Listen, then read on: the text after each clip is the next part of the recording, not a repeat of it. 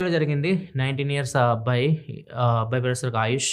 ఒక ఫ్రెండ్ కూడా ఉన్నాడు అతనికి. ఇద్దరు చదువుకుంటున్నారు. బీటెక్ సెకండ్ ఇయర్ అట్లా చదువుతా ఉన్నారు బెంగుళూరులో. ఆయుష్ అనే అబ్బాయి వాళ్ళ ఫ్రెండ్ అని నమ్ముతారు కదా! వాళ్ళ ఫ్రెండ్‌కి అడిగాడనమాట. "ఇట్లా నా దగ్గర బ్యాంక్ అకౌంట్ అయితే లేదు. నీ దగ్గర 2 బ్యాంక్ అకౌంట్స్ ఉన్నాయి కదా! ఒక బ్యాంక్ అకౌంట్ నాకివ్వు. నేను వాడుకుంటాను" అంటే, సరే అని చెప్పేసి ఫ్రెండే కదా అని చెప్పేసి మనోడు బ్యాంక్ అకౌంట్ ఇచ్చేసాడు. మొత్తం డీటెయిల్స్ అన్నీ, ఇంటర్నెట్ బ్యాంకింగ్, బ్యాంక్ అకౌంట్‌కి సంబంధించిన డీటెయిల్స్, మొబైల్ నంబర్ కూడా ఇచ్చేసాడు. ఆ బ్యాంక్ అకౌంట్ ఏ మొబైల్ నంబర్‌తో లింక్ అయి ఉందో ఆ మొబైల్ నంబర్ కూడా ఇచ్చేసి వాడుకో అని చెప్పేసి ఇచ్చేసాడు. ఇది ఎప్పుడు ఇచ్చారంటే నవంబర్ 2025లో ఇచ్చాడు.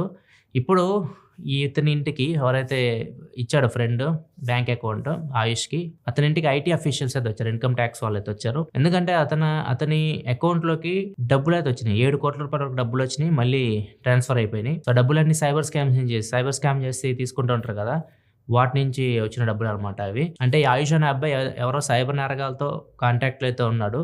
పాపం వాళ్ళ ఫ్రెండ్ అకౌంట్ తీసుకొని నేరాల కోసం ఇది వాడాడనమాట ఈ అకౌంట్‌ని. పోలీసులు వచ్చి ఎవరిని అరెస్ట్ చేస్తారు? అకౌంట్ హోల్డర్ ఎవరో, అకౌంట్ ఎవరి పేరు మీద ఉందో వాళ్ళని అరెస్ట్ చేస్తారు. ప్రెజెంట్ అయితే ఈ అబ్బాయిని అరెస్ట్ చేసి పోలీస్ స్టేషన్‌కి అయితే తీసుకెళ్లారు. వీళ్ళు పరారీలో ఉన్నారు. వీళ్ళైతే ఇంకా దొరకలేదు. మీరు కొద్దిగా పెద్ద అవుతున్న కొద్దీ ఇది మాత్రం మైండ్‌లో పెట్టుకోండి.